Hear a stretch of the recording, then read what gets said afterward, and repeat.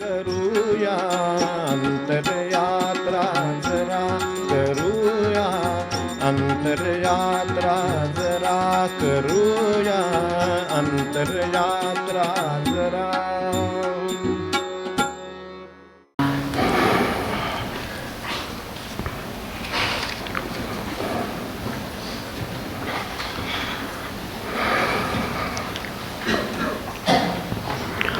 साधारणपणे चिंतन सत्राला ते बोर्ड लावून त्याच्यावर नोट्स घेऊन याचं करावं असं करत होतो, पण आता एवढ्या गर्दीत ते अवघडी आहे. म्हणजे ते लावून त्याचं काय दिसण्याच्या दृष्टीनं, नोट्स घेण्याच्या दृष्टीनं किंवा काही विचार करायला जो उपयोग फारसा होणार नाही म्हणून तसं करत नाही. एवढंच.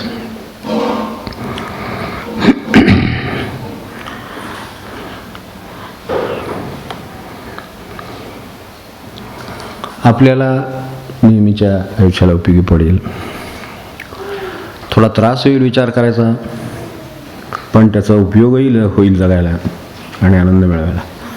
अशा अर्थाने स्वातंत्र्य अर्थ आणि आनंद आहे असं आपल्यासमोर मी ठेवतो. थोडं एकदम जरा कठीण वाटण्याची शक्यता आहे, जसं एवढं फारसं कठीण. मी साधा प्रश्न आपल्यासमोर ठेवतो की आपण स्वतंत्र आहोत की परतंत्र आहोत? आपण स्वाधीन आहोत की पराधीन आहोत? आपण बद्ध आहोत की मुक्त आहोत?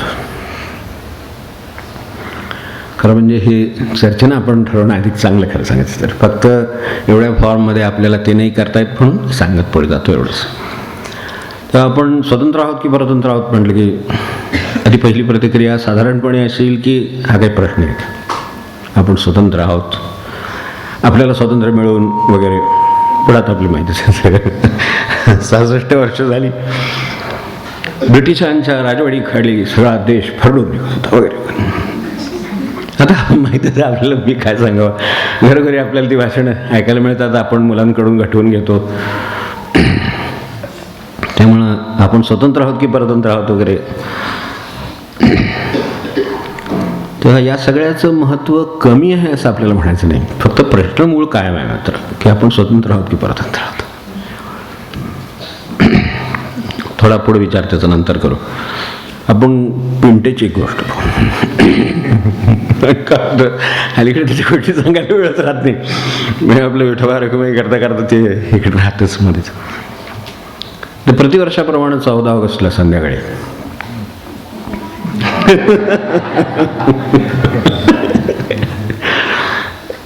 पिंट्या भाषण पाठ करत बसला होता. आत्ता सांगितलं त्याच पद्धतीचं. 14 ऑगस्टची मध्यरात्र जवळ येत होती. भर मध्यरात्री भारताचा स्वातंत्र्य सूर्य क्षितिजावर वगैरे वगैरे. बाबा तिकडे TV बघत बसले. तेव्हा मध्येच एकदम तो तिकडे गेला आणि बाबांना म्हणाला, बाबा स्वातंत्र्य म्हणजे काय हो?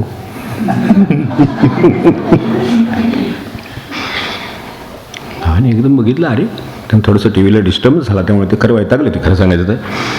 पण ते म्हणाले, अरे उद्या तू स्वातंत्र्य दिनाचं भाषण पाठ करतोयस, उद्या तू त्यात नंबर मिळवणार म्हणून तुला मी एवढं सगळं लिहून दिले, त्याचं तू एवढं छान पाठांतर करतोयस, मध्येच तुझ्या डोक्यात काय आलं?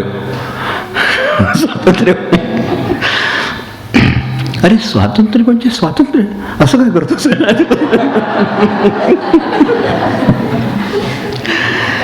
हो ते बरोबर आहे, पण स्वातंत्र्य म्हणजे काय? म्हणजे अरे इंडिपेंडन्स, स्वातंत्र्य.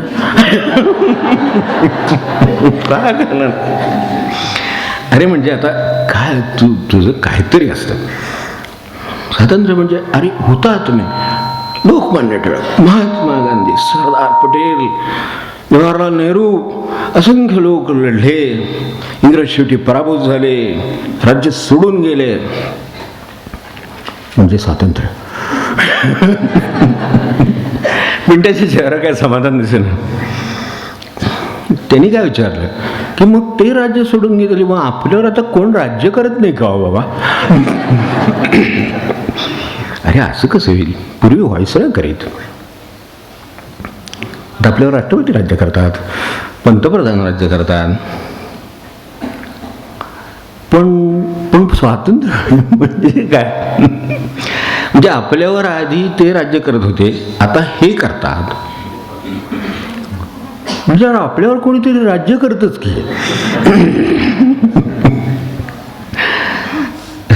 पण मग कोणतरी आपल्यावर राज्य करतं म्हणजे आपण स्वतंत्र का? म्हणजे स्वातंत्र्य काय, मला काय कळलं नाही. स्वातंत्र्य म्हणजे काय? अरे साधं आहे का, टी व्हीचं इकडे बुडतंय हो म्हटलं सगळं त्यांच्या दृष्टीने, त्यामुळे हे लवकर मिटले ह्याचं तर बरं आहे. तर अरे आता साधं लक्षात घे, ते परकीय होते, आता आपले लोक राज्य करतात म्हणजे स्वातंत्र्य. हां, म्हणजे स्वातंत्र्य म्हणजे आपल्यावर कोणीतरी राज्य करतोच. पण स्वातंत्र्य म्हणजे म्हणजे आपण स्वतःवर राज्य करतो का नाही? बाबा विचारात पडले. आता नक्की ह्या स्वातंत्र्याचं काय स्पष्टीकरण द्यावं? पण तेवढ्यात पिंट्या त्यांच्या मदतीला. पिंट्या काय म्हणला की बाबा, आई परवा असं म्हणत होती की घरात मला काडीचं स्वातंत्र्य नाही, म्हणजे तेच गावले.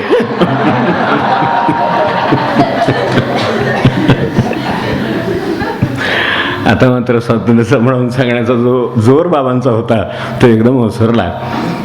ते बघ, ते म्हणाले, हे बघ, तुला उद्या पहाटे लवकर उठायचंय, आंघोळ करून गणवेश घालून जाऊन आवरायचं आहे. तो आता शांत झोप, फार विचार करू नको.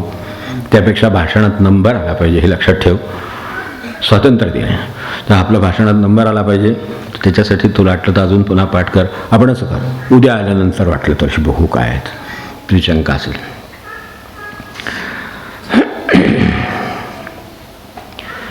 त्या शाळेतून पळत झाला. दुसऱ्या दिवशी बाबा घरी होतेच. त्याचा चेहरा आनंदाने पिंट्याचा फुललेला होता. तो बघितल्यावर ते म्हणाले, पिंट्या काय हे स्वाभाविक आहे. बाबा पहिलं बक्षीस, शाबास. आणि आपला तो गोट्या दुसरा आला का? नाही, दुसरा पण नाही, तिसरा पण नाही. शाबास म्हणले, बरं झालं. नाहीतरी फार हुशारी करत होता. तर मला खात्री होती की तू पहिला नंबर मिळवणारच. आणि मला ती खात्री असल्यामुळं मी तुझ्यासाठी बघ 1 किलो जिलेबी आणली. बाबा, स्वातंत्र्य दिनाला आपण जिलेबी का खातो?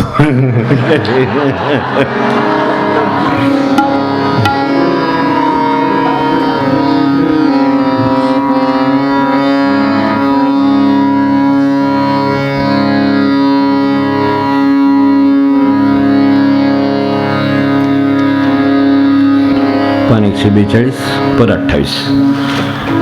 पुरे जगातील वणवणाता, पुरे जगातील वणवणाता, वळवूया मोहरा,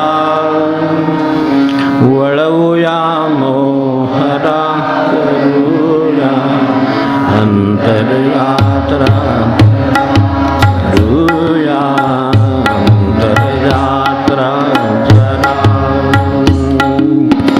पुरे जगातील वणवणाता, पुरे जगातील वणवणाता, वळवूया मोहरा, वळवूया मोहरा, करूया अंतरयात्रा जरा, करूया अंतरयात्रा जरा. सृष्टी माणूस अंधेवाते, सृष्टी माणूस अंधेवाते, मागायाचे सतत किती ते, मागायाचे सतत किती ते, देश सुखाचे पात्र न भरते, देह सुखाचे पात्र न भरते, सावध हो जरा, सावध हो जरा, करूया अंत अंतरयात्रा जरा करूया, अंतरयात्रा जरा. जेथे नाही तिथे शोधितो, जेथे नाही तिथे शोधितो, वाया जीवन जगी दवडितो, वाया जीवन जगी दवडितो. मार्ग सुखाचा आतत असता, मार्ग सुखाचा आतच असता, जगामध्ये का फिरा, जगामध्ये का फिरा करूया, अंतरयात्रा जरा.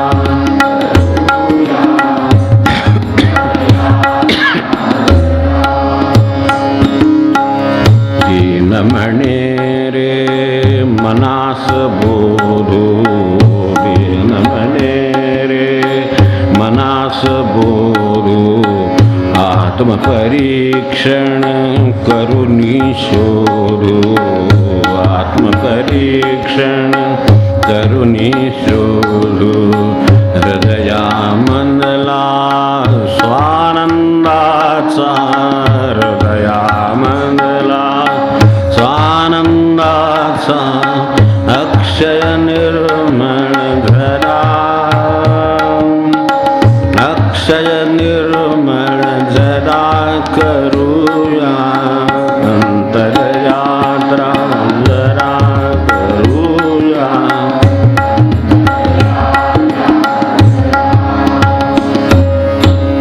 पुरे जगातील वणवण आता, पुरे जगातील वणवण आता, वळवूया मोहरा,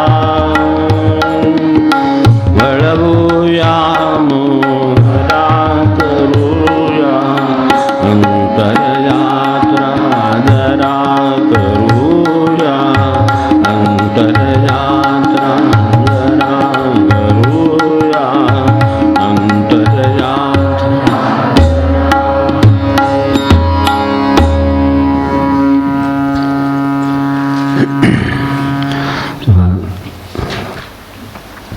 अशी मुलं सुद्धा आपल्याला अंतरयात्रा करायची वेळ आणू शकतात. हा तर चाललं होतं जिलबीचं आपलं. जिलबी काय खायची म्हणले, अरे सगळे खातात.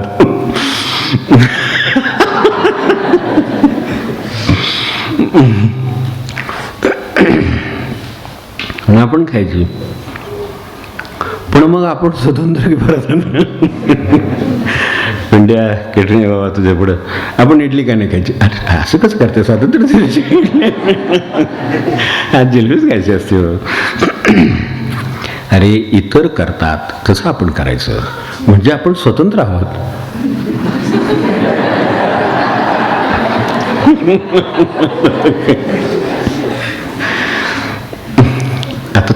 आता काय करणार, आता हे हुशार मुलांच्या पुढे कठीण असतं तसं. तर म्हणणार इतर करतात तसं करायचं म्हणजे आपण स्वतंत्र, म्हणजे असं कसं काय. तर आता शेवटी कसं असतं, वयाचं म्हणून एक अधिकार असतो, एक गप्प बसायला सांगता येतं, ते गुंडाळतं तरी येतं. तर त्यावर बाबा म्हणाले, हे बघ, इतर करतात तसं करायचं म्हणजे स्वातंत्र्य, कारण इतर जसं करतात तसं करण्याचं स्वातंत्र्य आपल्याला आहे.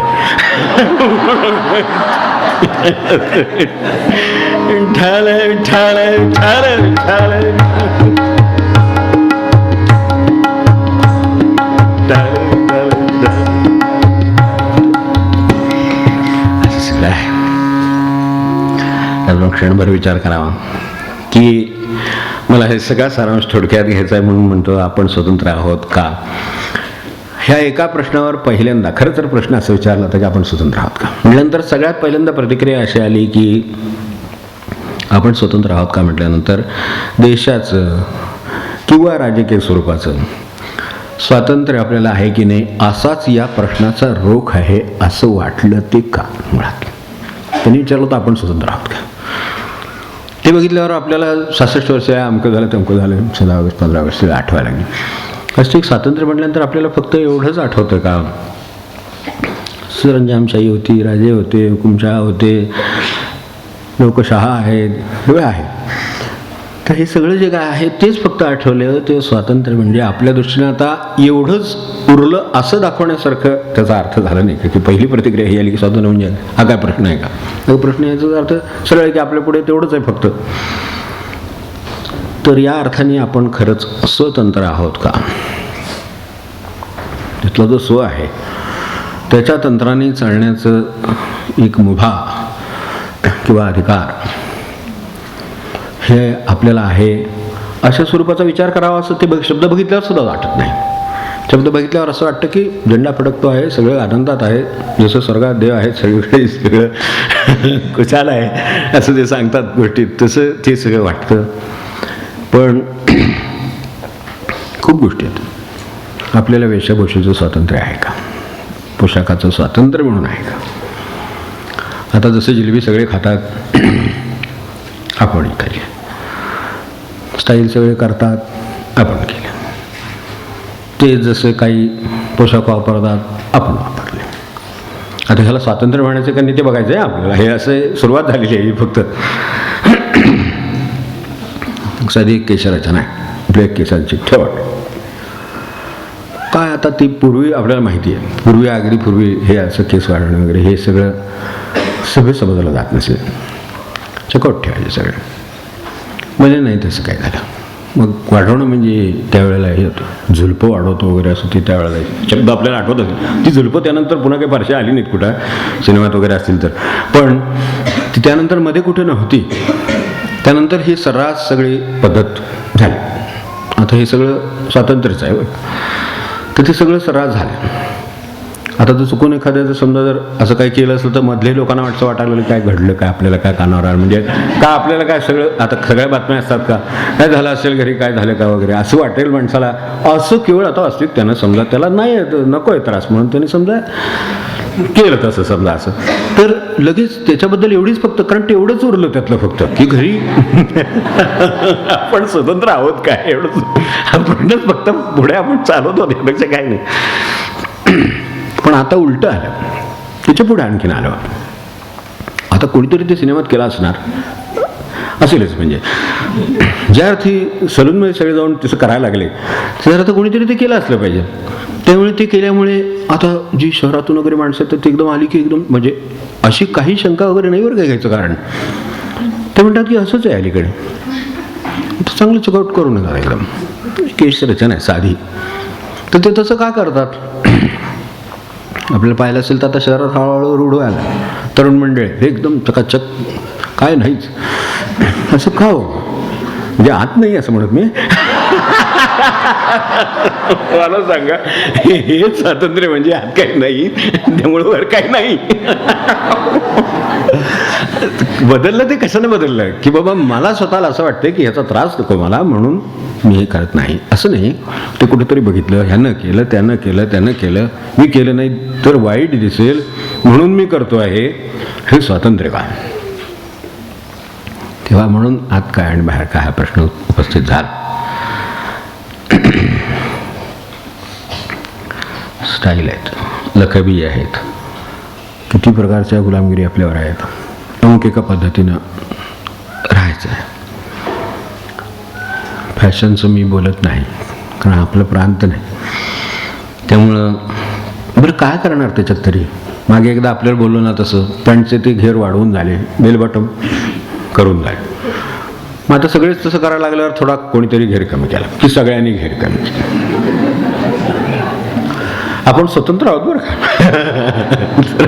सगळ्यांनी कमी केलं. मग आता ते आपल्यालाच त्रास व्हायला लागला त्याचा, पुन्हा वाढवायचं, त्याने वाढवली, याने वाढवली, याने वाढवली, याने वाढवली, सगळ्यांनी वाढवली. पूर्वीच्या काळात एक गोष्ट आहे, साधूनी पाहिलं की त्याच्याकडे आलेली माणसं रडत होती.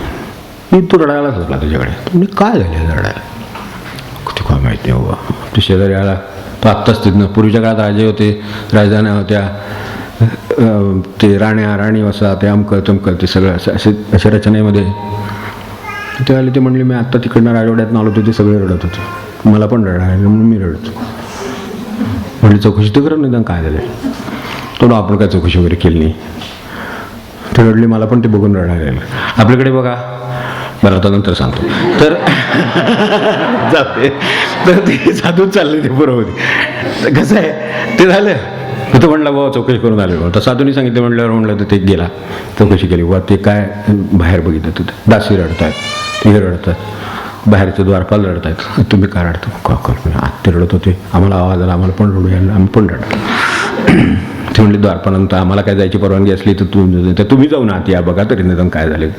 त्याने आत बघितलं तर ते त्यांना विचारलं, तर आतली मंत्री रडत होते. ते म्हणतो मंत्री ते रडत आहेत म्हणून आम्हाला, ते रडतात आम्हाला पण रडायला लागले म्हणून आम्ही रडतो.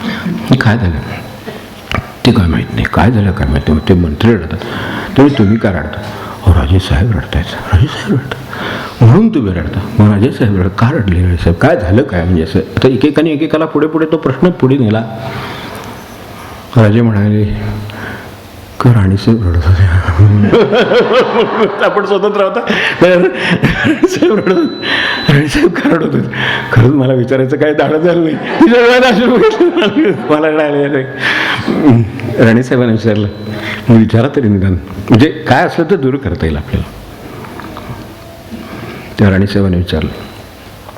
राणीसाहेबांना आहोत माझं विचारायचंच राहिलं, मी रडत राहिलो, विचारायचं राहिलं हे काय झालं तुम्हाला? ते म्हणजे काही नाही, माझ्याकडे रोज सकाळी त्या दासी वगैरे असायच्या, त्यांचे काही कामांच्यासाठी नेमलेल्या, काही वेगवेगळे त्यांचे ड्युटीज सगळ्या वेगवेगळ्या लावलेल्या. राजाच्या हाताखाली अशी फरड असते, पलटण असते सगळी, तर त्याप्रमाणे ते होत्या. त्यातले एक दासी होत्या, त्या मनोरंजन करायला येत असत त्यांचं. पूर्वीच्या काळात ही अशी घरोघरी मनोरंजनाची सोय नव्हती, आणि ती फक्त राजांना आणि त्यांच्यावर असलेले ताण लक्षात घेऊन फक्त त्यांनाच परमिसिबल होती. सगळ्यांनीच मनोरंजन करायची अशी पद्धत नव्हती. तर ज्यांना ताण आहे त्यांनाच फक्त ताणरहित काही होण्यासाठी मनोरंजन करावं अशी एक पद्धत होती त्या काळात. तर त्याप्रमाणे ती मनोरंजन करायला येणारी जी दासी होती ती सकाळी रडत आली. मग तिला बघितल्यावर मला, ती नेहमी माझं मनोरंजन करते आणि ती रडते म्हटलं मला आवरलं नाही रडायला. मग राणीसाहेब तिला विचारलं का ती का रडायला लागली? मी काय ते विचारलं नाही. अरे मग ती कुठं गेली? ती रडत घरी गेली का? ती मग आता तिला बोलून आणि विचारा काय झालं तिला. कुठून कुठे विषय गेला मला सांगा. त्या दासीला बोलावलं. ती म्हणाली तू का रडतेस?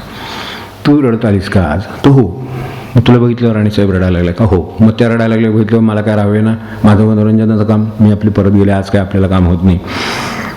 कामाचं मनुष्य असेल तर त्याचं काम नाही जमलं तर रजा नाही का घेत, तसं ते घरी गेले. तर काय झालं? तर म्हणे काय झालं माझ्याकडे काय हे राणीचं हे काम माझं किती 2 तासाचं काम, पार्ट टाईम जॉब. तर उरलेला वेळ माझं सध्या पोटासाठी उद्योग करावा लागतो. तर त्यामुळं आमच्याकडे धोब्याचं हे आहे, धुवून द्यायचे कपड्याचं काम आहे. तर त्याच्यासाठी ते वाहावं लागतं मोठ्या प्रमाणात नेऊन त्याच्यावर नदीवर, आणि ते सगळं धुवून आणावं लागतं. त्याच्यासाठी आम्ही आमचे गाढव आहे, ते खूप आवडतं होतं आणि ते नेहमी व्हायचं ते सगळं. आणि काल त्याला काय झालं कळलं नाही, ते गेलं. हा म्हणून तुम्ही रडत आहे, म्हणून मला रडू आवरेना. ड्युटीवर जायचं म्हणून मी तुझी चाले, तिथून पुढे हे सगळं इथपर्यंत गेलं. आपण स्वतंत्र आहोत. मूळ तिचं गाढव गेलं ही गोष्ट खरी आहे. मग ते गेलं त्यामुळे तिला त्याचं वाईट वाटणं स्वाभाविक आहे, धंद्याचा प्रश्न आहे, सगळ्यांचा प्रश्न आहे. पण बाकी राणीपासून, राजापासून, मंत्र्यांपासून, त्या पुढच्यांपासून ते विचारणारा एकच निघाला तुम्ही का रडता. बाकीचे मधले नुसतेच रडतायत. आपण जे जे काही करतो आहोत त्याच्यामधलं मूळ कारण माहीत असलेला किंवा शोधणारे कोण आहेत आणि कारण केवढं आहे आणि त्याचा संबंध कशाशी आहे. हा मधला प्रवास सगळा नुसता दुसऱ्याकडे बघून झाला आणि किती माणसं त्याच्यामध्ये अडकली, त्या साधूकडे येणाऱ्या माणसापर्यंत सगळी माणसं अडकली. क्षणभर असं वाटतं की कोण याच्यातला विचार करून करतो काय नाही करतो. तो विचार करा आणि साधूसारखं हे शोधून काढा असं सांगणारे जे साधू आपल्याला भेटले त्यांचं नाव कृष्ण. की ठीक आहे रडू आपण, काहीतरी घडलंय का, काही हसू आपण, काही घडलंय का असं विचारणारे पूर्वी एक साधू होऊन गेले, त्यांचं नाव सॉक्रेटिस. ते होऊन गेले पूर्वी, प्लेटो होऊन गेले, हे सगळे मंडळी होऊन गेले, ते विचारणारे होऊन गेले. आपल्याकडे त्याच्याही पूर्वी होऊन गेले, पण इतिहासाला माहीत असलेले का असं विचारणारे जे साधू होऊन गेले त्यांनी हे विचारलं. आता ह्यातल्या प्रत्येक माणसाला वास्तविक तसा विचार केला तर त्या अर्थाने मूळ घटनेशी, घटनाच माहीत नाही तिथं संबंध काय असणार मला सांगा. पण हे असं चालू आहे. वस्तू खरेदीच्या बाबतीत आपल्याला स्वातंत्र्य आहे. कुठेतरी बघितली, कोणाकडे तरी आहे, कुठेतरी सेल लागला, मिळायला लागली, आपल्याकडं नाही, तेव्हा आपण घेतली. कोच घेतला असेल, खुर्ची घेतली असेल, गाड्या घेतल्या असतील, डायनिंग टेबल घेतले असतील, टेबलावर बसून जेवत असेल का? नाही, विचारलं नाही. पटावर का नाही? कृष्णमूर्तीने विचार, पटावर बसून का जेवायचं? आता मागच्यासारखंच आहे. सगळे आता खुर्चीवर बसून जेवत, मग सगळेच जिलबे खात आहेत. त्यातला प्रकार आहे की का नाही? तर ते सगळे काढतात म्हणून तसं करतो. मला बसायला येत नाही झालंय का? काय हरकत नाही खुर्चीवर बसायला, त्याला कुठं कोण नाही म्हणेल. पण मला बसायला येत नाही म्हणून मी खुर्चीवर बसलो आहे. मला व्यवस्थित पांडिकाय पद्मासन घालता येतं, तर मी पद्मासनात बसू शकेन, अर्धपद्मासनात बसेन, पाटावर बसेन, काय जमिनीवर बसकर टाकून बसेन, पण माझ्यात बसण्याची क्षमता आहे. आणि तिचा माझ्या जेवणाशी खरं तर पूर्वजांनी अत्यंत चांगला संबंध घालून दिलेला आहे. मला बैठक दिलेली आहे, तर ते बैठकीवर मी येईन. आणि मी असं असताना मी वर का बसावं? कोणी विचारलं नाही, कोणी सांगितलं नाही. ते करतात, त्यांनी घेतलं, ह्यांनी केलं, त्यांनी केलं, त्यांनी केलं. कुठे केलं तेवढं फक्त चौकशी करायची, पैसे जुळणी केली, आणलं घरात, वर बसले, जेवायला सुरुवात का? माय सगळ्यांनी जिलबी खाल्ली. त्याचं उत्तर दुसरं काही नाही. बरेच वेळा जिलबी खावी लागणार आहे सगळं करताना, तेव्हा त्याचं उत्तर नाही. त्यांचं म्हणणं ठीक आहे, गरज आहे तर मी ते करीन. आता ते पाश्चात्य म्हणजे त्यांचा संबंध ह्याच्यामध्ये या अर्थाने आहे की आपल्याला स्मरण व्हावं, कालच त्यांचं हे आहे, दिवस आहे त्या ह्याचा स्मरणाचा पण, आणि विचार हा कायम 24 तास नाही 12 महिने उपयोगी पडणार आहे या अर्थाने. तर ते ज्या वेळेला त्यांची व्याख्यानं लंडनलाही होत असत किंवा इकडे अमेरिकेतही होत असत, वेगवेगळ्या देशामध्ये देतात. ज्या वेळेला ज्या देशात जात त्या देशात जो वेश असेल तो त्यांचा वेश असेल. म्हणजे आपल्याकडे वेगवेगळ्या व्हिडिओ टेप्स आहेत, रेकॉर्डिंग्ज आहेत. इथं सुद्धा आपण रेकॉर्डिंग त्यांचं लावलं होतं एकदा याचं, त्यांच्या व्याख्यानाचं. त्यावेळेला साधं एक नेहरू शर्ट, एक धोतर चालतं, त्यांना एक लेंगा नेहरू शर्ट चालतो. ते इन्शर्ट करून ते तिकडचे लंडनमधले जे रेकॉर्डिंग्ज आहेत किंवा ओहायोमधले जे रेकॉर्डिंग्ज आहेत, कॅलिफोर्नियातले आहेत, तर त्या ठिकाणी ते इन्शर्ट व्यवस्थित फुल शर्ट घालून व्यवस्थित व्याख्यानाला बसलेत. त्या प्रवचनातला सांगायचा मुद्दा कंडिशनिंगच आहे. त्याच्यासाठी या विषयाची काही गरज आहे असं नाही, काही नडत नाही त्यांच्या दृष्टीने. तिथं आणखीन काहीतरी वेगळं करून दाखवण्यासारखी काही काही करायची गरज नाही. आणि त्यांच्यासारखं करण्यात ती काही अडचण नाही. तिथं ते प्रचलित आहे, त्यानुसार मी केलं. इथून ते इकडे आले की भारतात ज्यावेळेला येत त्यावेळेला त्यांच्याबरोबर ते नेहमी ते 2 धोतरं, ते 2 शर्ट, याचे मलमलचे शर्ट्स आहेत ते बरोबरच. इथे आली की ते बदलायचं. इथल्या समाजाबरोबर, इथल्या लोकांच्या बरोबर त्यांचे प्रश्न, त्यांची उत्तरं, याचा संवाद होत असे. तर ती मन बद्ध नसणं म्हणजे काय आणि मुक्त असणं म्हणजे काय, म्हणून म्हटलं आपण बद्ध की मुक्त असं शेवटी विचारलं. स्वतंत्र की परतंत्र, काही नाही, कुठेतरी काहीतरी घडतं. मी यावेळी फार पूर्वी एकदा बघितलं होतं, आमच्या ट्रेनिंग सेंटरला गेलो. साहेब होते तिथले शिकवणारे, जे पायात बूटबीट सगळं ते कारण आता ती आपल्याकडे खरं ह्याची गरज आहे की नाही काय ते मला माहीत नाही, पण ते तसं वागायचं आहे. त्यानुसार बूटबीट टाय सगळं करून ते लेक्चरला मध्ये काहीतरी खडूचा तुकडा झाला टाकायला कोपऱ्यात, तिथं ह्याच्यात लेक्चर हॉलमध्ये डस्टबिन वगैरे असतात. त्या डस्टबिन त्यांनी बुटाने ते पायाने हे दाबलं, ते झाकणवर उघडलं. आम्ही पहिल्यांदाच बघितलं, आपल्याला काय माहीत नाही असलं, आता काय घरोघरी असं. ते बुटाने दाबलं, ते उघडलं, त्यात ते टाकून दिलं तुकडा. आले परत लेक्चरला सुरुवात झाली. इतकं छान वाटलं आहे. पाय नुसतं असं केलं की एकदम ते झाकून उघडलं आणि त्यात झालं. आम्ही चौकशी केली, कुठं कुठं मिळतं हे, कसं मिळतं. घरी गेल्याबरोबर सगळ्यांनी आणलं आपल्याकडे, काढलं, जिलबी खाल्ली. माझा काय पाय मोडला आहे का, मला काय करता येत नाही आहे का, ते उघडता येत नाही का, झाकणाशिवायची काय बादली ठेवता येत नाही काय, डस्टबिन ठेवता येत नाही. ते तसं होतं, ते त्यांनी केलं. का भारी वाटलं एकदम. केलं मी पण. कशासाठी केलं? मी स्वतंत्र की परतंत्र.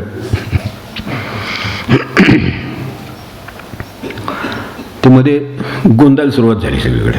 हो, आपल्याला माहिती टॅटू ह्यानी काढला, त्यांनी काढला, ह्यानी पाठवा दंडावर काढला, त्यांनी यांच्यावर काढला, त्याच्यावर काढला, डोक्यावर काढला, पाठीवर काढला, सगळी माणसं बराच असो.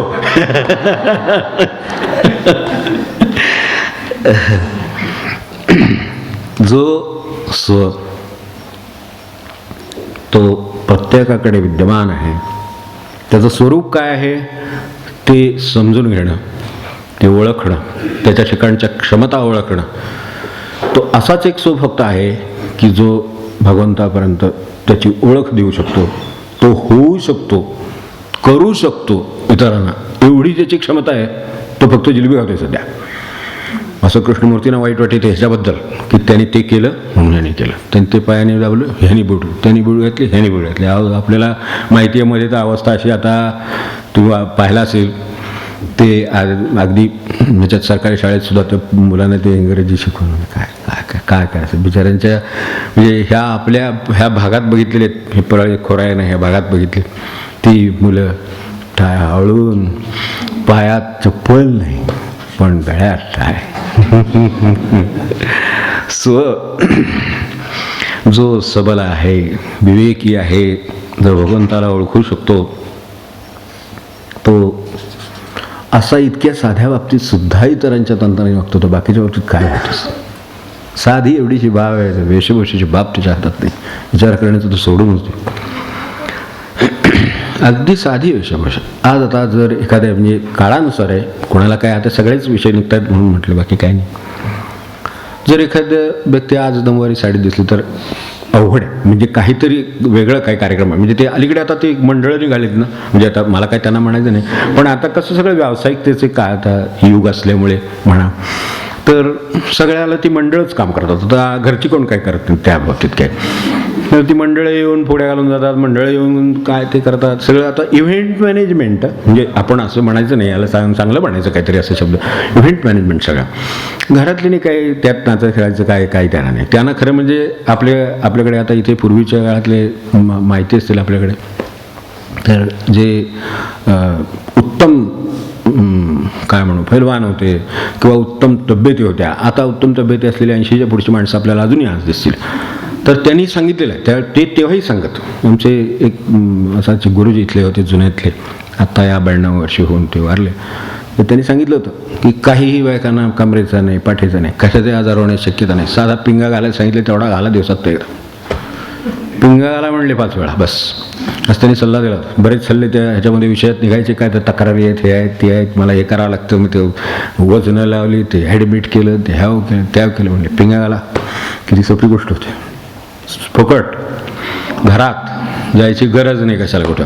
पण पिंगा घालायला ते येतात ना, ती पिंगा घालायला ते काय येतात, ते शेजाऱ्यांच्याकडे ते चालले होते. मेहंदी काढायला जसं यांच्याकडे जो आला तोच त्यांच्याकडे, त्यांच्याकडे आला म्हणून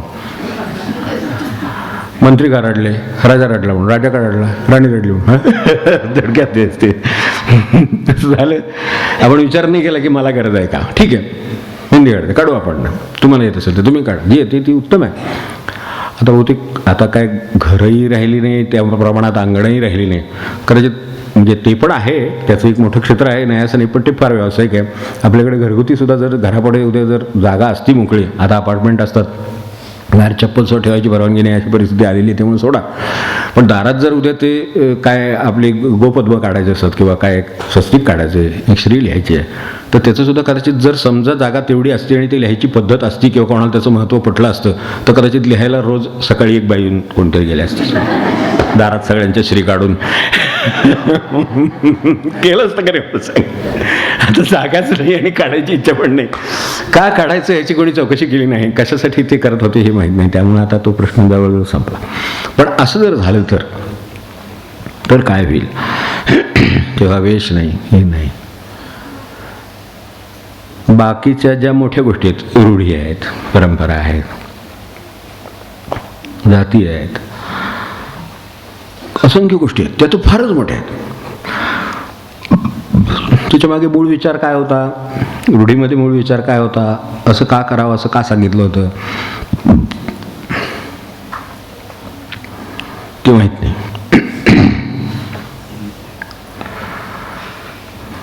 काय केलं होतं मागे आपल्याला आठवत असेल, जे कोणी पूर्वीपासून येणारे मंडळी असतील किंवा त्यातले कोणी इथे हजर असतील तर, चैतन्यमध्ये असताना महाराजांचा फोटो बद्ध आहे, ह्याच्यावरती त्या ठेवलेला असे उपासनेसाठी म्हणून.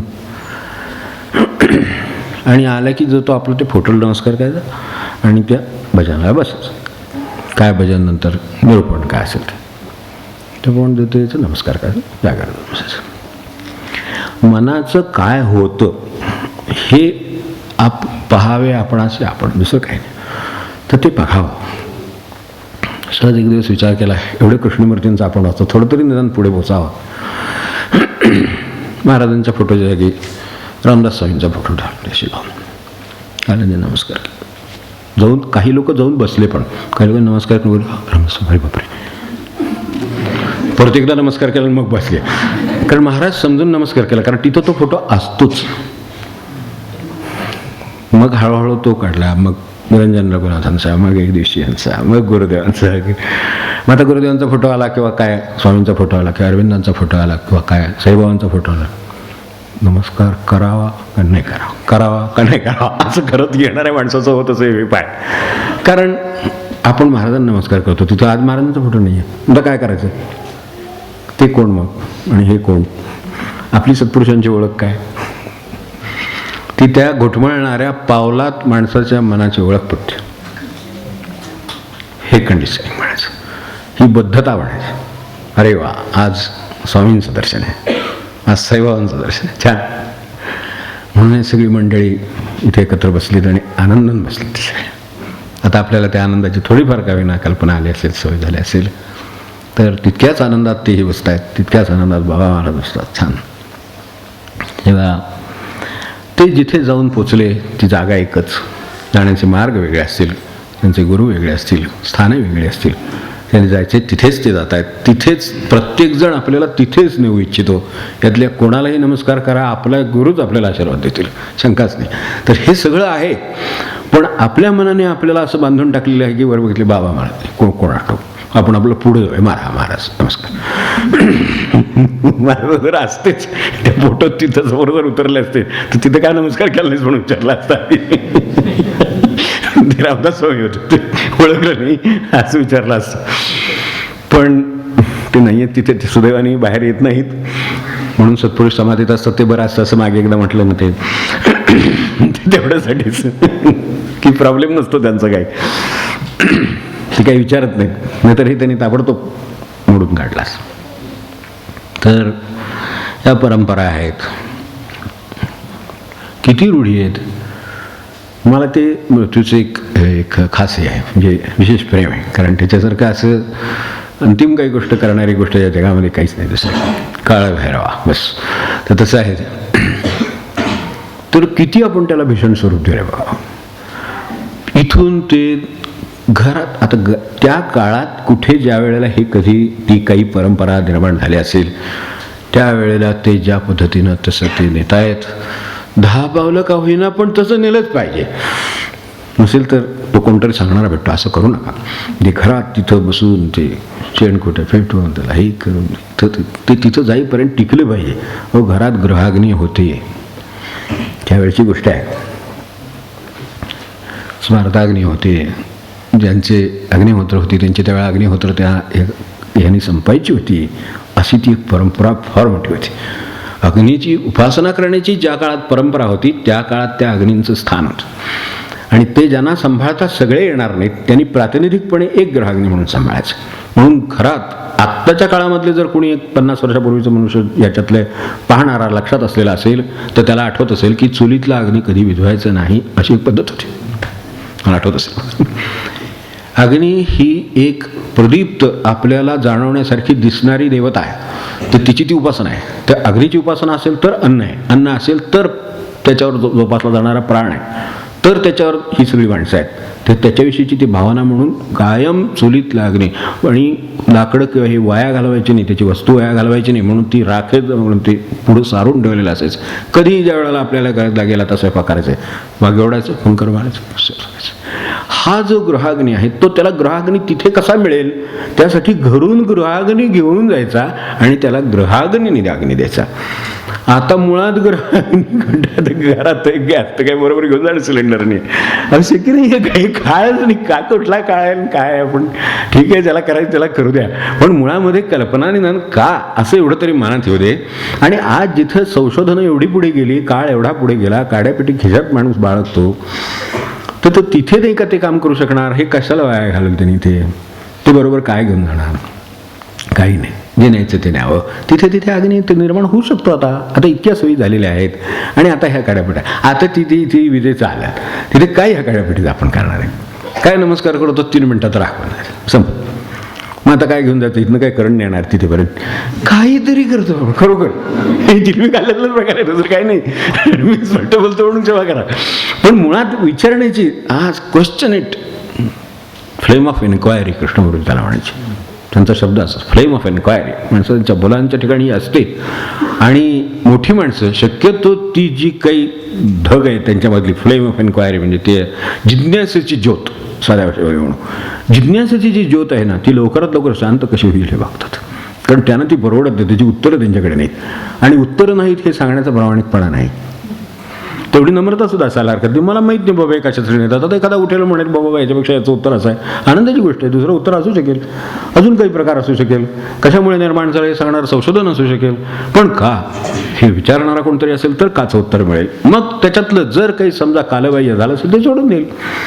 परंपरा परीक्षून घ्यावी निवडून आदरे, निवडायला सुद्धा आदरानंच निवडावे असं आपलं म्हणणं आहे. आपण त्याच्यावर टीका करून नाही, कमी लेखून नाही, आदराने.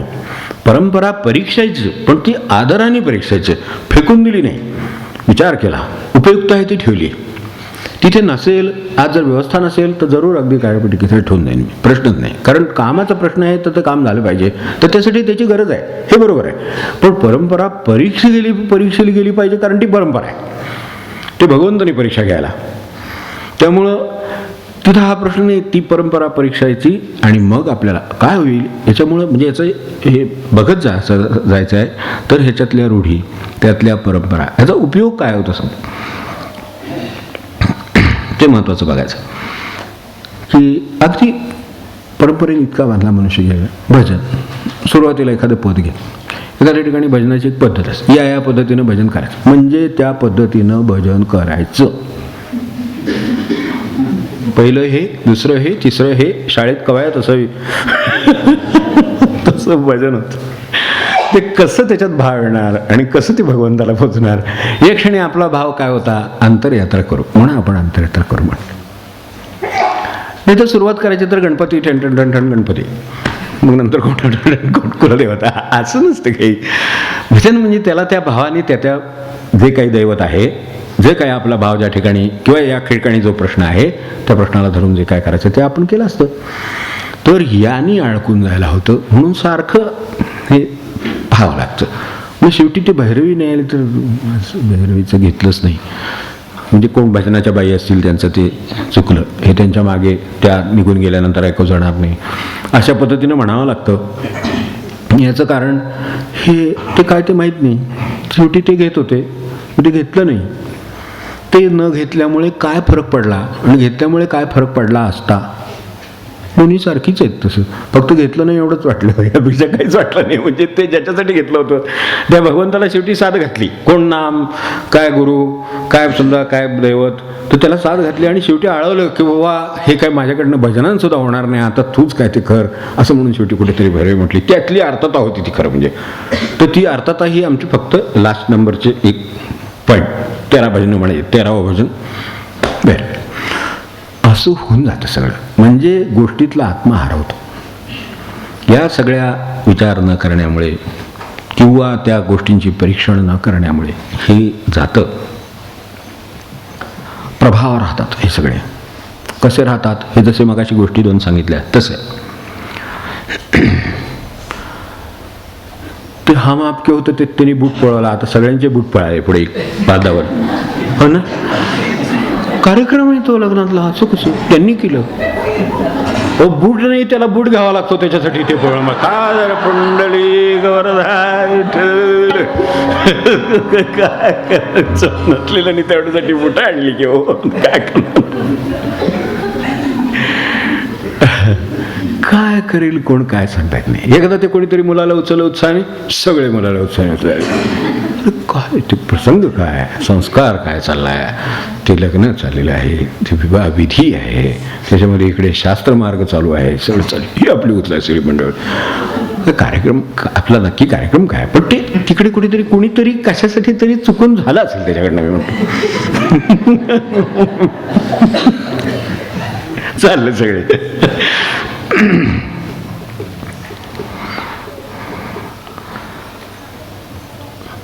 त्यांनी गाण्याच्या क्लासला घातला, मी गाण्याच्या क्लासला घातला. का घातला त्याला काही गाणं गळा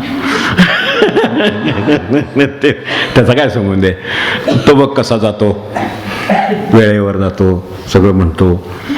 तू नाही म्हणत की तो तसं म्हणायपर्यंत त्याच्या मागे लागून त्याला बिचारायला नसलं जरी काही येत, त्याला आवड नसलं, तो तबलास, तो तबला,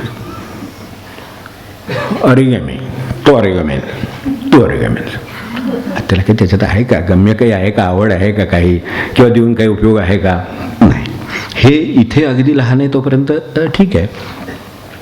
पुढे पुढे तो बघ तिकडे गेला, तू तिकडे राहिला, साईड.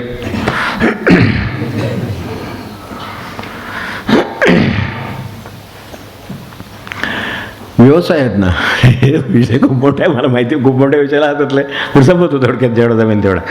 तर परिणाम माणसाला ही सगळी मनाला वळणं मिळतात लहानपणापासून.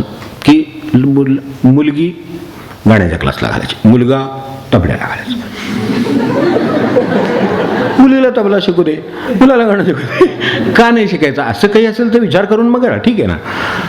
पण तसं नाही, मुली गाण्याला झाले, तबल्याला जाते. काय डोक्यात असं कोणाला ठोक. कुठले तरी खेळ एखादे नवीन निर्माण झाले, ते तिकडे जातात, तू तिकडे जा. तो म्हणतो मला नाही जायचं, मला खेळू दे. मुलं किती घाईला आलेले असं आपण बघा, त्यांचे चेहरेच मला बघवत नाही ते मुलाच्या बिचाऱ्यांचे. जाऊ त्यांना खेळायचं ते खेळू दे. आता ते सरकारनं बसवली तेवढं आपल्याला ते 2.5 वर्ष 3.5 ते करणं भागच आहे. तिथं तर काय आपलं चालत नाही. एकदम कोणी पूर्वी म्हणायचे द्या आता पाठवून, पहिलीत के 10 वर्षात झाला तो, आता येऊ दे. असे शिक्षण पद्धती होती छान. एकदम असं दुसरीत त्याला येते सगळं पहिलीतलं, येऊ दे दुसरीत. आणि काही पुढं अडलं नाही, यत्न झाली, ते टिळक बिळक सगळी तयार झाली, काही अडचण नाही आली कोणाला. पण त्याच्या जन्मापासून बिचारा फॉर्म भरतो. आता त्यात काही करता येण्यासारखं आहे का आपल्याला, काही करता येण्यासारखं, जिथं करता येण्यासारखं आहे तिथं तरी करू. हे सगळं जे वळण जे बाहेरून लागलं त्याला इलाज नाही, पण जे आपल्या हातात असेल तिथं तर काहीतरी करेल, त्याच्या त्याला दुसरं काही करायचं असेल तर करू दे. हे सगळे मनाला वळण देणारे विषय आहेत. तसे आपले व्यवसाय, तसे आपल्या नोकऱ्या, या सगळ्याचे परिणाम आपल्या जीवनावर घरात होत असत. ते तिकडे साहेब असतात ऑफिसमध्ये, घरी आले तरी अरे कुणी इथे झाडलेलं दिसत नाही, सकाळपासून सगळा केर तसाच पडला. आता आपण ऑफिसमध्ये नाही, पडलाय ना केर, घ्या ना केर, सुनी घ्यायला काय हरकत नाही, आहे तिथे, पुरुषाने काढला तरी चालतो. आता असं काय एखादी पत्नी म्हणेल, म्हणजे असेल एखादी धाडशीने, असं नाही, पण आहे का शक्यतो. पण ते चपला काढले तरी साहेब घरात असत तसेच. आता बूट काढले ना तिथे, ठेवा काय ठेवले, आता ते साहेबही ठेवला तिथं. आता घरात आल्यावर काय संबंध आहे का, काय करायचं आहे का काम, असं करतं नाही. ते आले तरी ते घरात आले तरी साहेब. आता घरी आल्यावर कसले साहेब आम्हाला सांगा. ते पोरगं रडते, ते उचलून घेतलं पाहिजे, नाक पुसलं पाहिजे, ते केलं, सगळं गेलं पाहिजे. हे बरोबर आहे की नाही घरा, मला सांगा, हे बरोबर आहे ना. ही गोष्ट सुखाची होईल की नाही घरातल्या माणसांना सुद्धा. असं आले बाबा बाहेरून तर साहेबासारखे नाही, घरी आले की आपलं कामाला लागले, काय असं कट्टा पुसा, काय असे करा, केर काढा, घरा. किती ऐकून बरं वाटतं की नाही माणसाला. अहो असं याच्यात बरं आहे, तर प्रत्यक्ष झालं तर काय होईल. मनुष्य म्हणे जाऊ तिकडे परलोकन स्वर्ग हाय येता. कुंडली गौरदार विठ्ठल श्री ज्ञानदेव तुकाराम पंढरीनाथ महाराज जय. हे सगळे व्यवसायाने असला.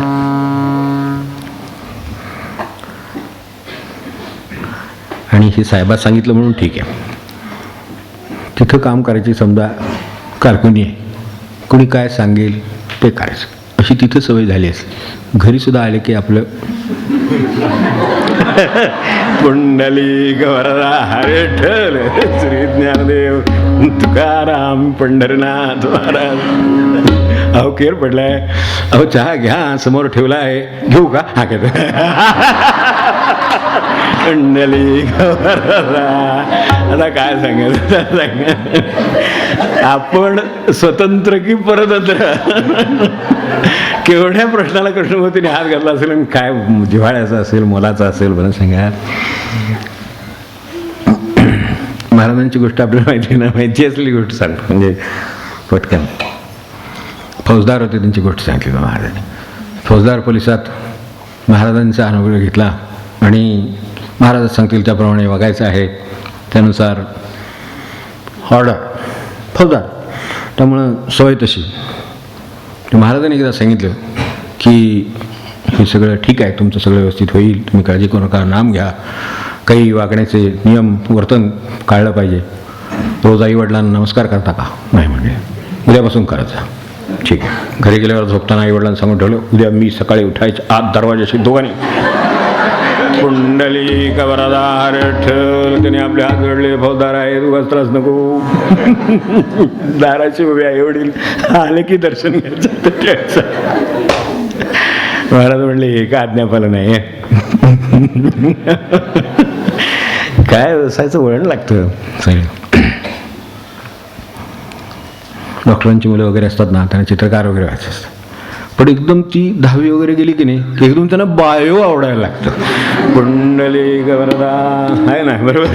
काय होतं कोणाटक, एकदम त्यांना बायो आवडायला लागतं. आता कोणाला आवडायला लागत असेल, कोणाचं माइंडसेट आहे, कोणाच्या मनाचं आहे, आपल्याला कळू शकतं. जेव्हा असं लक्षात ठेवा, तत्त्वज्ञानाचा अभ्यास करायला मी लायब्ररीत जाऊन बसत असे. तुम्ही तत्त्वज्ञानाचा विद्यार्थी. आता ते मला कार्डच तसं असतं, तर ते कार्डप्रमाणे हात गेल्यानंतर एक शरीरशास्त्राचं एक चांगलं पुस्तक मला तिथे मिळालं. सगळ्या लायब्ररीमध्ये भेंडायला विद्यापीठाच्या परवानगी असते, त्यानुसार शरीरशास्त्राचं एक छान पुस्तक मिळालं, ते वाचत बसलो होतो. तर ते लायब्ररी वगैरे तिथून मध्ये फेऱ्या मारत असतात, तर तिने विचारलं, तुमचे फिलॉसॉफीचं ते तत्त्वज्ञानाचं तुमचं PhDचं काम सुरू आहे ना? हो म्हटलं. तुम्ही शरीरशास्त्र कशाला वाचते? हो म्हटलं, मी तत्त्वज्ञानाचा विद्यार्थी आहे, पण शरीराचा अभ्यास करतो. गुड म्हटलं, ते काय करा. आता काय सांगणार, मला एक शरीरशास्त्रात सुद्धा त्या रस आहे, मला वेळ आहे आत्ता, माझ्या तत्त्वज्ञानाच्या अभ्यासाची अडचण काही नाही आहे, तर काय हरकत आहे, तर माहीत असावं आपल्याला. पण असं तिथं चालत नाही. विद्यार्थी काय त्याने ते करावं. आता ते तो किती मनापासून करतोय, त्याला ते आत्ता त्याच्यात लक्ष घालायची त्याची वेळ आहे का, त्याला त्यात एकाग्रता आहे का, तो करतो आहे त्याच ग्रंथांचा पण त्या परीक्षेला किंवा त्याच्या अभ्यासाला उपयोग आहे का, ते काही नाही. तो ह्याचा आहे, त्यांनी हे करायचं, त्याचं आहे, त्याने ते करायचं. विचार करायला कोणी हा शिकवित नाही, तसं चालत आलेलंच नाही, म्हणून त्यांना या सगळ्याचं, ज्या सॉक्रेटिसचा उल्लेख केला आणि आणखीन एक म्हणजे त्याची एक गोष्ट सांगतो. हे कृष्णमूर्तींचं बोललोच मी आपल्याला, मागे एकदा बोललोही असेल कदाचित. पण सॉक्रेटिस देवळात गेला होता, तर तिथं नमस्कार केला. त्यांनी सांगितलं देवळाची महती अशी आहे तशी आहे, इथला देव नवसाला पावतो, असं सगळं आहे. म्हणजे चांगली गोष्ट आहे. म्हणले साधंसुद्धा नाही, पुरावा आहे आमच्याकडे त्याचं. काय पुरावा? म्हणजे तो बाजूला तिथं बोर्ड लावले होते, ज्यांनी नमस केले आणि त्यांना तो पावला, त्यांची यादी बोर्डावरती असे 1 बोर्ड 2 बोर्ड 3 देणगीदारांच्या वगैरे यादी असतात, तशा तऱ्हेची यादी लावलेली होती की ही नमस केला आणि त्यांना पावला, आणि ते स्वतः येऊन इथे रेकॉर्ड करून गेले, त्यांची नावं आहेत ही सगळी, आणि त्यानुसार इतक्या लोकांना पावलं. सॉक्रेटिस म्हणाला ही तर चांगलीच गोष्ट आहे, काही प्रश्न नाही. म्हणजे सामर्थ्यवान असलं पाहिजे, काहीतरी त्याचा अनुभव आला आणि ते समोर तुम्ही लावला आहे, त्याचा अर्थ हे नक्की हे जागृत आहे. आपल्या दृष्टीने जागृत देवस्थान म्हणतो तसं हे जागृत आहे, प्रश्नच नाही म्हणले. फक्त ह्याच्यात किती लोकांनी नवस केला आणि त्यांचं काम झालं नाही, त्यांची यादी कुठे आहे? अरे बापरे, ती जर ह्याच्या बरोबरीनं तिथं असती तर कदाचित तुम्हाला काहीतरी याविषयी मत देता आलं असतं. सॉक्रेटिस बंडखोर का ठरला? ही मंडळी अशी बंडखोर का ठरली? प्रश्न मूळ फक्त विषय समजून घेण्याचा आहे. जागृत देवस्थानही आहेत, अनुभवही आहे, सगळं खरं आहे, पण प्रमाण मानताना विचार केल्याशिवाय त्यांनी प्रमाण मानलं नाही. तर ते करणं मग आता स्वातंत्र्य आणि पारतंत्र्य ह्याचा अर्थ काय ते तिकडे चालू आहे. ते ठीक आहे, ते काय होणारच आहे. काय ते आपलं काय जवळजवळ त्याच्यावर एक शाईची रेग ओढण्यापलीकडे आपलं फारसं काय संबंध नाही. आमच्या पिढीतली मागे पाहिलेली गोष्ट सांगितली होती मी आपल्याला. तर श्राद्धाची तिथी असेल, वडील त्यांच्या वडिलांचं श्राद्ध करीत, पुढे ते गेले, मुलगा त्यांचं श्राद्ध काय, श्राद्धाला गुरुजी येत, मागे आपल्याला बोलवलं गुरुजी यायचे, तर ते प्रदक्षिणा घालायचं त्याला, ते काय असेल ते उलटी घाला, ते काय उलटी सुलटी काय असेल ते त्यांचं आपल्याला काय त्याच्याबद्दल काय म्हणायचं. तर ते जे काय आहे ते प्रदक्षिणा घाला, परत बसा. तर दरवेळेला ते प्रदक्षिणा घालून बसला की आपल्याला माहिती आहे की त्यावेळेला त्यापुरतं तरी निदान माणसांना ते धोतर नेसावं लागतं, सोळं नेसावं लागतं, तसंच ते धोतर नेसायचं, त्याप्रमाणे तो धोतर नेसायचा. आणि ते तिथं बसला की मागचे जे कास अडकवून ठेवले असेल ती काढून ठेवायचं, बसला की कास काढून ठेवायचं, परत ते खोवायचं, परत फिरायचं, परत. बघितलं त्याने. ते 2 पिढ्यांचे गुरुजी होते. त्यांनी त्याला विचारलं की मी काही आत्ता सांगितलेलं नाही असं काही की बाबा ते नाही का ते हाताला हात लावा, ते अमकं करा, ते बोट लावा, तसलं काही सांगितलं नाही. हे काय का करतोय? ते म्हणे वडिलांच्याकडे पाहिले त्यावेळेपासून तसं आहे. म्हणजे मग तुला वडिलांची परिस्थिती माहिती होती का? नाही. म्हणलं कसं का होत होतं ते माहिती आहे का? नाही. ते काढून ठेवत नव्हते, त्यांची परिस्थिती फार बिकट होती. त्यांच्या काळात धोतर नव्हतं, पंचासुद्धा नेसायला त्यांच्याकडे नव्हता, जो होता तो आखूड होता, त्यामुळे बसले की ते निघत असे, म्हणून ते निघत असे. म्हटले तू काढू नको. हरी विठ्ठल श्री ज्ञानदेव तुकाराम पंढरनाथ महाराज. काय करावं सांगा, इथपर्यंत आलं ते आता.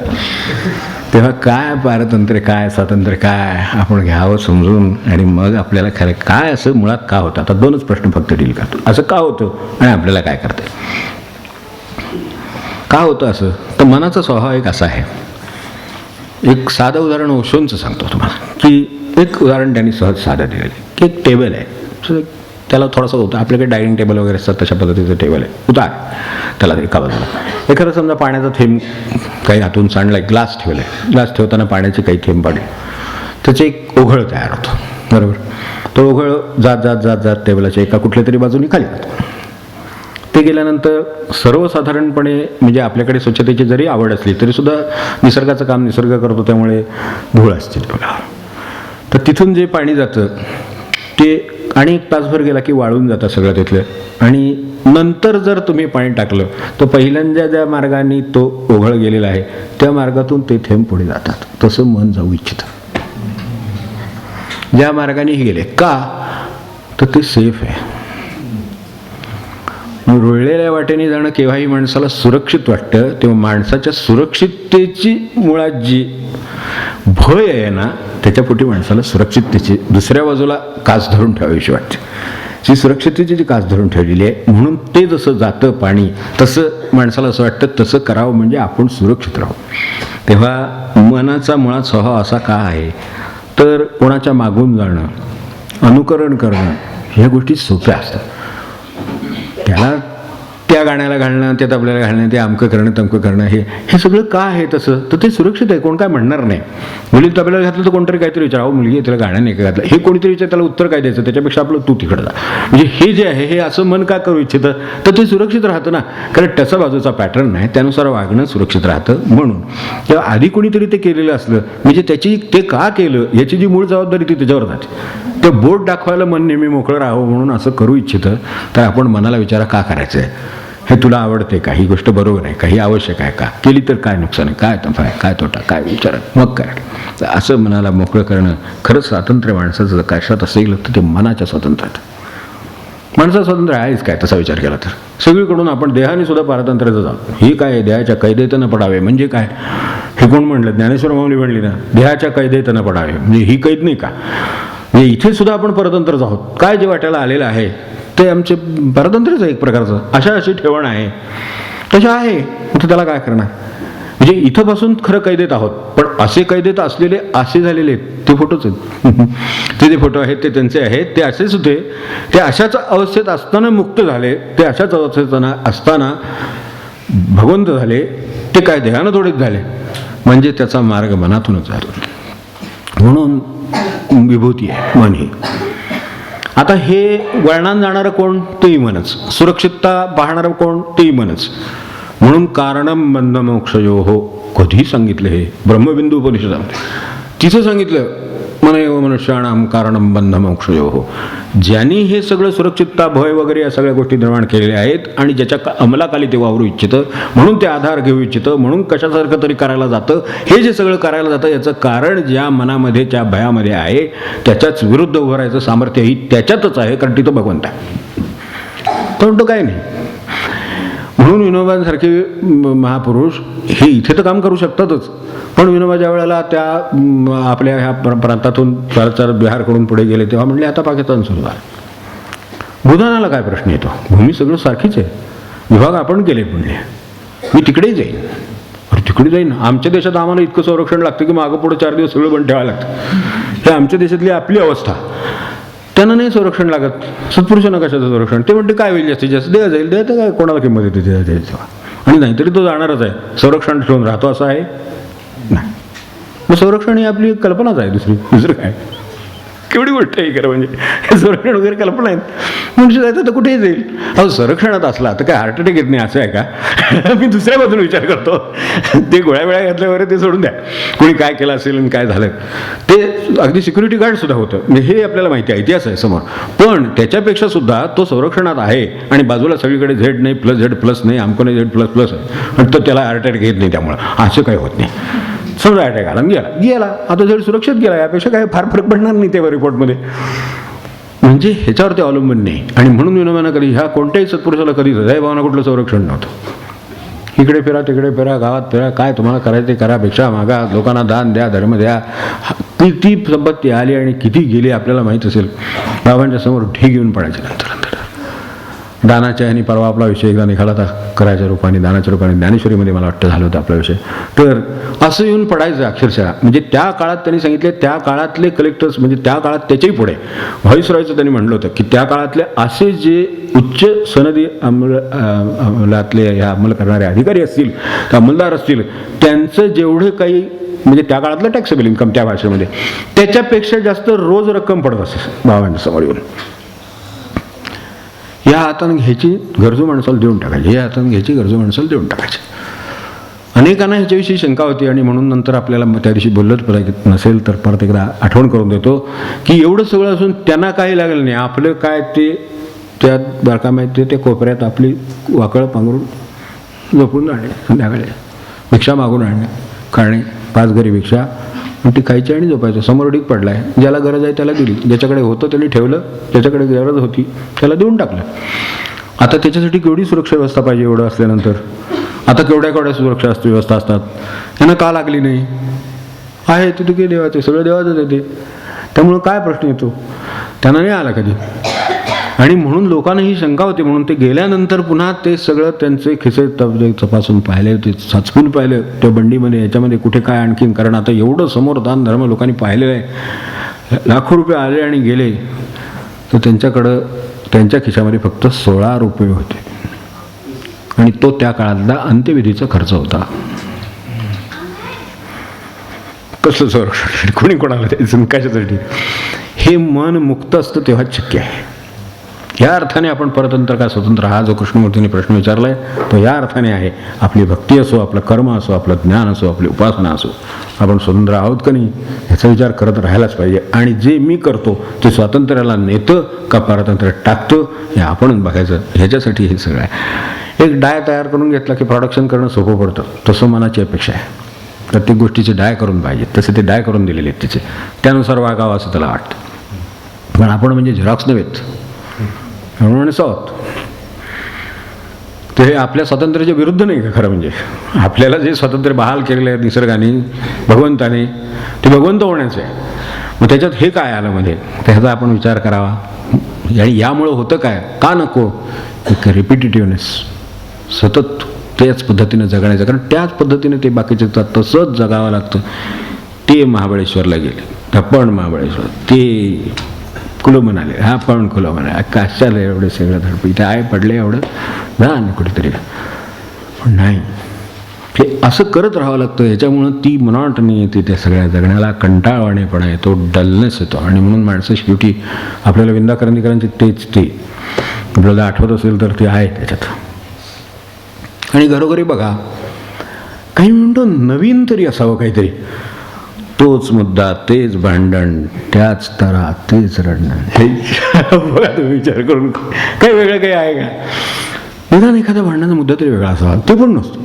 तिच्या घरात तोच त्या घरात, तोच त्या घरात, तोच त्या घरात, तेच नाराजीचं कारण, तेच तक्रारीचं कारण, तेच. काय काय माणूस आपण, एवढे स्वतंत्र माणूस होतो, एखादा नवीन मुद्दा तरी काढा, निदान तेवढं तरी स्वातंत्र्य आपल्याला आहे का? पण नाही, तर करार ते सगळं तेच. हे असं होतं. असं जगबद्ध असल्यामुळे आपल्याला हे जे सुधारक असतात, शास्त्रज्ञ असतात, संत असतात, ह्या सगळ्यांना त्रास का सोसावा लागतो त्याची कारणं आपल्याला कळत असतील. कारण ते म्हणतात हे विचार करायला पाहिजे. म्हणजे ते जसं म्हटले, आता ते दुसरं असं जर असतं तर मला देव नसाला पावतो, नमस्कार केला, बाबा आपलं पण काय करायचं असं नमस्कार करून टाकला, पावतोच आहे, चला आपलंही काम होऊन जाईल, काय असेल ते असं म्हणलं असतं, मोकळा झाला असतं. तर ते तसं करत नाही. हे विचारलं, तर हे विचारलं म्हणलं त्या पुजाऱ्याचा प्रश्न आला, हे तर काय आपण कधी डेटा ठेवला नाही, याचा कधी माहिती ठेवलेली नाही आहे, ह्या मनुष्य पाखंडी दिसतो, हे दिसते, त्याला त्रास देतो, म्हणून त्यांना विषय प्यावे लागले, त्यांना का निंदा सहन करावी लागली. तर त्याची कारणं पण आपल्याला ह्याच्यातून कळतील. ही सगळ्या जीवनाची परिस्थिती अशी आहे. त्यात सुद्धा पुन्हा आज जी आहे ती खूप आपण स्वातंत्र्याच्या काळात वावरलेली माणसं आहोत म्हणून तसं वाटत आहे, राजकीय सुद्धा. पण नेहमी जे ते एक स्वतःची जीवन पद्धत लादतात, ते एक पुन्हा माणसावरची बद्धता आहे की त्या काळात जे लोक असतील कोणी, तर त्यांनी ती अनुभवलेली असेल की कसं राहावं लागतं, त्या काळात कोणत्या टाचाखाली राहावं लागत होतं याची कल्पना जे स्वातंत्र्यपूर्व काळातले लोक असतील त्यांनी लिहून ठेवलेले, त्याच्यावरनं सुद्धा कल्पना येते, तर त्यावरनं सुद्धा बघू शकतो. पण ती जीवन पद्धत लादतात. आज जे मगाशी सांगितलं की गळ्यात टाय पायात घालायला चप्पल नाही अशी अवस्था आहे, ही स्वातंत्र्यात कशासाठी? ती जीवन पद्धत आपल्यावर स्वातंत्र्य असताना कशासाठी? ज्यावेळेला राजकीय पारतंत्र्यच होतं त्यावेळेला मान्य आहे, त्यांनी टाळायला मला टाळायला लावणं भाग आहे, त्यांनी जर केला मला करणं भाग आहे. हे त्यांनी केलं म्हणून आता मला जर गरज आहे, आपल्याकडे इतकं उकडते आहे, त्या माणसाला कॉलरसुद्धा सहन होत नाही अशी अवस्था आहे, तर कायशाने त्याच्यावरून तो आवळून घालेली आणि मग ते सारखं सैल करून त्याला घामेघूम होत असतो. पण त्यांनी केलेलं आहे. म्हणजे जिथं राज्य नाही तिथं राज्य चालतंय, त्याच्यावरून मनाच्या पद्धतीची कल्पना आपल्याला यावी, ह्यासाठी केवळ याचा उल्लेख केला, बाकी काही नाही. आता हे का नको तर, किंवा काय आपल्याला काय होईल त्यामुळं? जीवन त्यामुळं ताजं राहत नाही, आनंदी राहत नाही, नवीन विचार करण्याची शक्ती राहत नाही माणसाकडे, स्वतंत्रपणे विचार करण्याची शक्ती राहत नाही. की अरे विचार करू, बघू, उपयोगी असेल तर करू ना, काय बिघडलं. आपल्याकडे ते सगळं इतकं त्यामुळे बांधलं गेलेलं आहे. ह्या पंथातली प्रार्थना तो म्हणत, त्या पंथातली प्रार्थना तो म्हणत नाही, याचा फोटो तो लावत, त्याचा फोटो लावत, हा म्हणतो मी आडवं लावणार, तो म्हणतो उभं लावणार, कशाच हे सगळं त्या सगळ्यात त्यातलंच आहे. ते जर त्या गंधाचा काही परिणामच असेल, समजा गंधच आहे साधं घ्या, तर त्याचा काही परिणामच असेल तर तो होतोच. इथे गंध आपला गुण दाखवेलच, तो कसंही लावलं तरी ते दाखवेलच, पण तरीसुद्धा ते तसंच असलं पाहिजे. हे जे आहे ह्याच्यासाठी का असं असलं पाहिजे एवढं तरी निदान बघावं, मग ते तसं होईल. कितीतरी गोष्टीने आपण अशा तऱ्हेनं पारतंत्र्यात आहोत. जर काही स्वातंत्र्य असेलच तर मी विचार करून ते केलेलं आहे आणि त्यातलं मला पटलेलं आहे म्हणून मी हे करतोय, उपयोगी आहे म्हणून करतोय, नुसतं माझी बुद्धी चालली म्हणून नव्हे, मला उपयोगी आहे, खरोखरच जीवनाला मला उपयोगी पडतं, मी पट्टा लावून घ्यायला तयार आहे, पण मला उपयोगी पडू देतो त्याच्यासाठी लावेन. हे स्वातंत्र्य आहे आणि ते आपल्याकडे नाही. तर ते यामुळे होईल, विचाराने ते येईल. काय होतं, काळानुरूप सतत बदल घडत बाहेर चाललेले आहेत, तर आपण नाही का बदलत त्यानुसार आपल्या उपासनेची ठेवण नको का बदलायला, त्यानुसार आपल्या जीवन पद्धती नको का बदलायला, घरातलं नको का बदलायला. पण ते सुद्धा बदलताना मी विचार करून बदलेल ना, की गरज आहे का, मला उपयोग आहे का या बदलाचा, का त्याचे वेळी सकाळचं ते सगळ्यांनी जिलेब्या खाल्ल्या मी खाल्ल्या असं आहे का, नाही. मग मला ते काळानुरूप हे सगळं आपल्याला करता येईल. पण त्यासाठी एवढी मनाचा मोकळेपणा जर असेल विचार करण्याचा, तर नक्की आपल्याला उत्तर सापडेल त्याचं, आणि त्यामुळे जीवन हे अधिकाधिक समंजस होऊ शकेल. कारण तुम्ही बघितलं असेल की जिथे कुठे माणसात विसंवाद आहे तो ह्या दोन सेटअपचा विसंवाद आहे. एक एका बाजूनं बद्ध आहे, एक दुसऱ्या बाजूनं बद्ध आहे. हा आपली बद्धता सोडायला तयार नाही, तो आपली बद्धता सोडायला तयार नाही. ह्यामुळं विसंवाद होतात. यांनी बद्धता सोडली आणि क्षणभर विचार केला, तुम्ही म्हणता ते बरोबर आहे का बघूया, आणि बरोबर ठरलं, तर माझं म्हणणं दिलं सोडून. कुठं विसंवाद आला? होऊ शकेल असं? तेव्हा अनेक गोष्टीचे जे विसंवाद सगळीकडे सर्व कारणांनी वेगवेगळ्या आहेत, त्याची मूळ कारणं मनाच्या बद्धतेमध्ये आहे, तेवढं लक्षात आलं. आणि तेवढं कृष्णमूर्तींच्याकडून आपण जर शिकून घेतलं तर ह्या मुक्तीसाठी आपल्याकडे खूप कमी असा मूल्यवान काळ आहे. तो आपल्याला चांगल्या तऱ्हेने वापरता येईल. त्यासाठी एक आहे, आपल्याकडे खूप कमी काळ आहे. किती काळ आहे ते सुद्धा माहीत नाही आपल्याला, इतका कमी आहे असं समजून चालू. तर तो मला अशा तऱ्हेने हे बद्धतेत तो घालवायचा नाही. देहाच्या कैदेत न पडावे, पुन्हा मला या देहाच्या कैदेत पडायचं नाही. का पडलो जाणून घेईन, आणि ते निदान मला इथून पुढे या उरलेल्या जीवनात तरी मला तसं तऱ्हेचं जगावं लागणार नाही, ह्याची मी काळजी घेईन.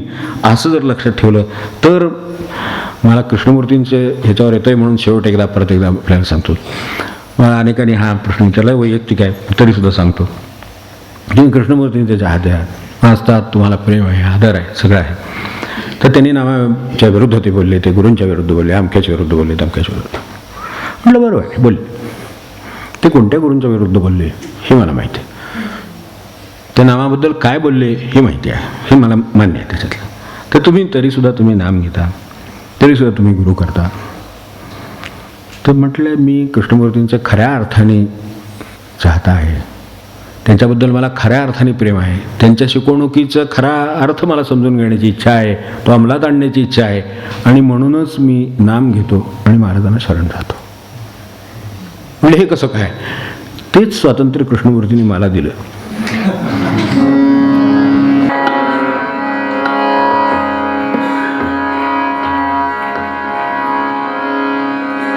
शिव हर रे शिव हर रे सांब सदा शिव शिव हर रे शिव हर रे शिव हर रे सांब सदा शिव शिव हर रे शिव हर रे शिव हर रे सांब सदा शिव शिव हर रे शिव हर रे शिव हर रे सांब सदा शिव शिव हर रे शिव हर शंकर गौरीशं शिव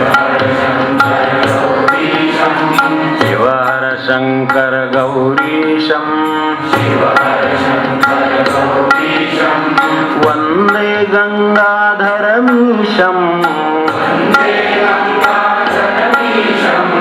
वन्दे गंगाधरमीशं शिव हर रे शिव हर रे सांब सदा शिव शिव हर रे शिव हर रे शिव हर रे सांब सदा शिव शिव हर रे शिव हर रे शिव हर रे सांब सदा शिव शिव हर रे शिव हर रे शिव हर रे सांब सदा शिव शिव हर रे शिव हर शंकर गौरीशं शिव हर शंकर गौरीशं वन्दे गंगाधरमीशं वन्दे गंगाधरमीशं शिव हर रे शिव हर रे सांब सदा शिव शिव हर रे शिव हर रे शिव हर रे सांब सदा शिव शिव हर रे शिव हर रे शिव हर रे सांब सदा शिव शिव हर रे शिव हर रे शिव हर रे सांब सदा शिव शिव हर रे शिव हर रे शिव हर रे सांब सदा शिव शिव हर रे शिव हर रे शिव हर रे सांब सदा शिव शिव हर रे. सद्गुरुनाथ